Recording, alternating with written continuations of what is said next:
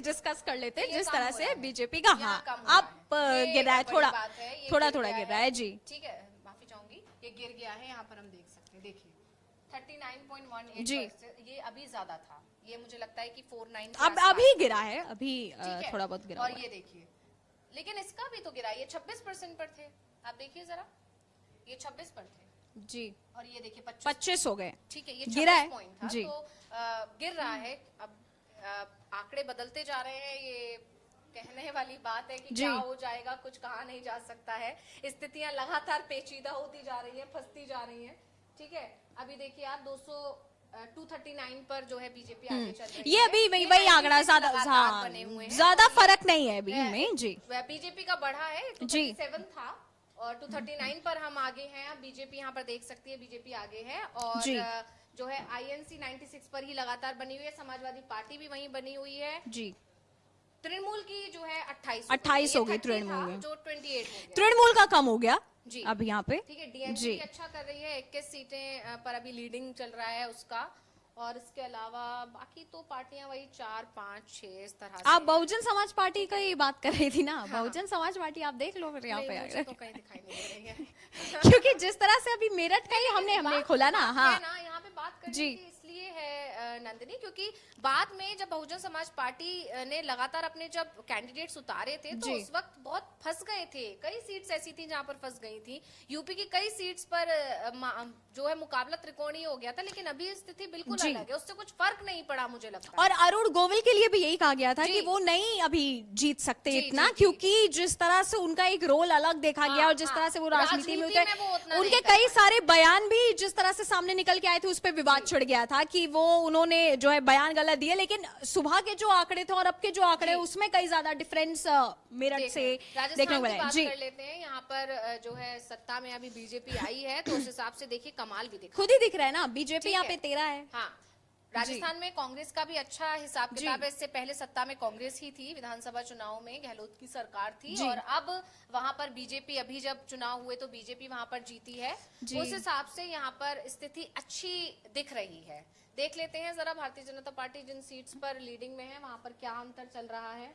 नहीं, कुछ खास अंतर नहीं है अभी। ठीक है, ये एक सीट मुझे दिख रही है जो 13,000 पर है। ये बदल सकते हैं अभी, थोड़ा सा अभी वक्त है, अभी बिरला वाली बदल हो सकता है जी का 13,000, ये बड़ी बात है जी। ठीक है, ओम बिरला का इतना बहुत कम मार्जिन है, हो सकता है ये पलट जाए जी। हालांकि मतलब 13,000 मैं नहीं मानती कि कोई बहुत बड़ा मार्जिन है, ये पलट भी सकता है। तो ओम बिरला की सीट पर ही यहाँ पर थोड़ी स्थिति फंसी हुई नजर आ रही है।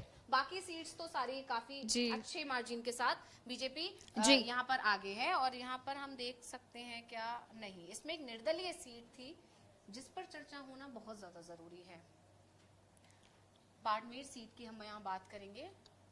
आपको याद होगा नंदिनी, रविंद्र सिंह भाटी जो है उतरे हैं बाड़मेर सीट से, प्रत्याशी हैं वहां पर। और अभी जो निकल कर आ रहा है जिस तरह से, उससे यही माना जा रहा है कि वो जीत रहे हैं जी।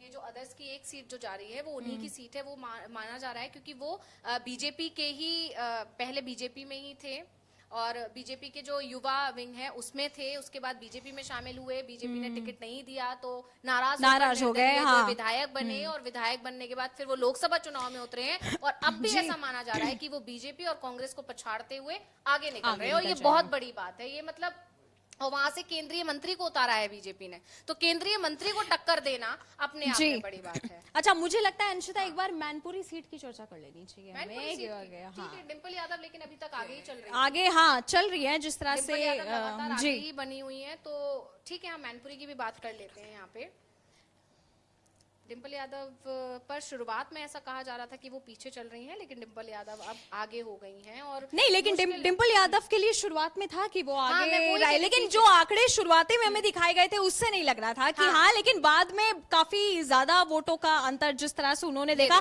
ये आप देख ही रहे हैं। बदलाव होने की स्थिति मुझे नहीं लग रही है, ये अच्छा खासा अंतर है, लगभग 70,000 का लगभग अंतर है और ये स्थिति अब मुझे नहीं लगता कि बदलेगी नंदिनी।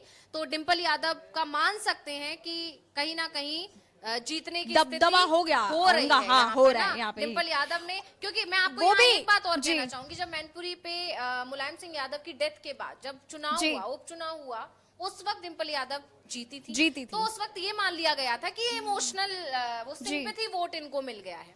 लेकिन जब इस बार डिम्पल यादव अगर जीतती हैं तो ये डिम्पल यादव की अपनी जीत होगी और यहाँ पे पार्टी की जीत होगी। ये बहुत बड़ी बात है कि जयवीर सिंह को भी इन्होंने पछाड़ दिया ना, राजनीति के चाणक्य कहे जाते हैं जयवीर सिंह की, इनको राजनीति की बहुत समझ है, बहुत अच्छा माना हाँ। जाता है, और हाँ। भारतीय जनता पार्टी से पहले भी ये कांग्रेस में रह चुके हैं, उससे पहले, उसके बाद ये सपा में भी थे, उसके बाद ये बीजेपी में आए। लेकिन यहाँ पे जिस तरह का ये आंकड़ा दिखाई दिया है भाभी का, डिम्पल यादव का अगर बोलेंगे तो ये काफी ज्यादा मुझे लगता है, हाँ डिम्पल भाभी, तो ये मुझे लगता है कि अभी कोई नहीं यहाँ तक अब पीछे पहुंच नहीं, हाँ नहीं दिख रही है इस समय। आप बताइए कौन सी सीट पर जाना चाहेंगे नंदिनी आप? मेरे हिसाब से हमें बात करनी चाहिए सुल्तानपुर की, बात करनी चाहिए क्योंकि इस बार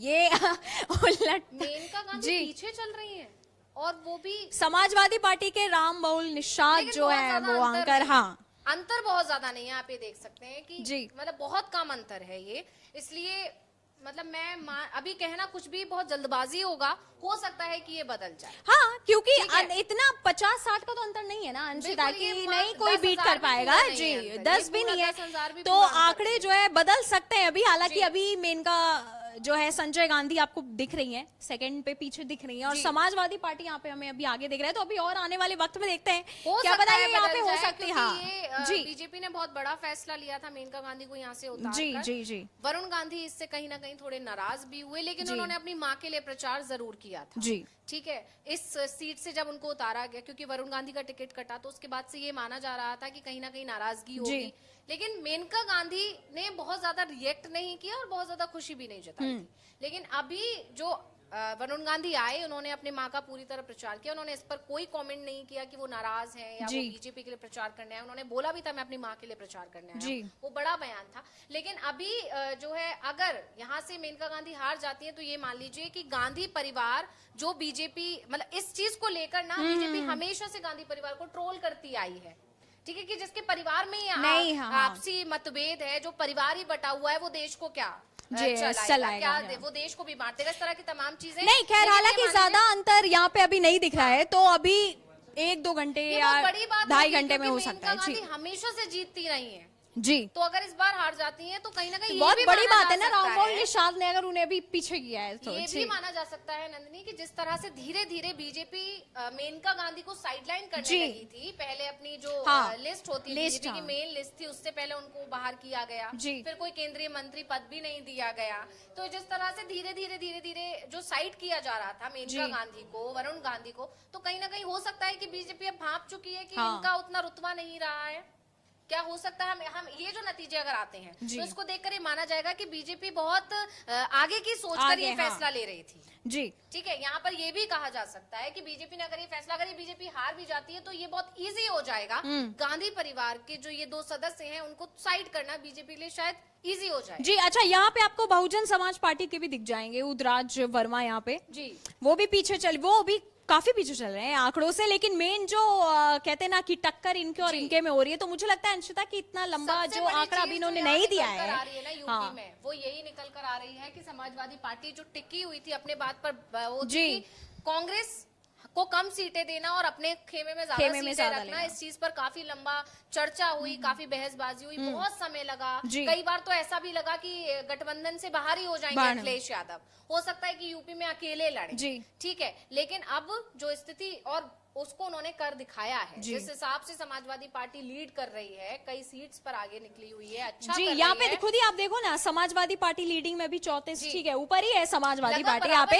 हाँ बीजेपी, हाँ समाजवादी पार्टी और बीजेपी यहाँ पे बराबर आपको दिख रहे हैं यहाँ पे, तो कहीं ना कहीं समाजवादी पार्टी जो लगातार कह रही थी वो अपने उस पर सही साबित होती नजर आ रही है, मैं ये देख पा रही हूँ जी, ठीक है। अब हम आगे बढ़ते हैं और यहाँ देख लेते हैं एक बार और क्या स्थिति बनी हुई है। 235-236 तृणमूल कांग्रेस की एक सीट बढ़ गई यहाँ पर, 2 सीट्स जो 28